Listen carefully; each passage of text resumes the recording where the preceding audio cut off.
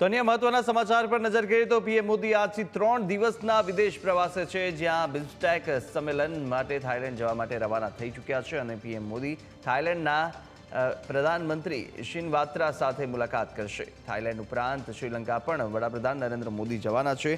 Thailand ખાતે તેઓ રોકાણ કરવાના છે કે જ્યાં 3 અને 4 એપ્રિલ સુધી તેઓ બેંકોક જશે અને સાથે બિમ્સ્ટેકની સમિટમાં તેઓ ભાગ લેવાના છે। તો આ થાઇલેન્ડની વડાપ્રધાનની ત્રીજી મુલાકાત છે, તો સાથે ત્યારબાદ તેઓ કોલંબો જશે। શ્રીલંકા ખાતે એની તેમની મુલાકાત પણ રહેવાની છે।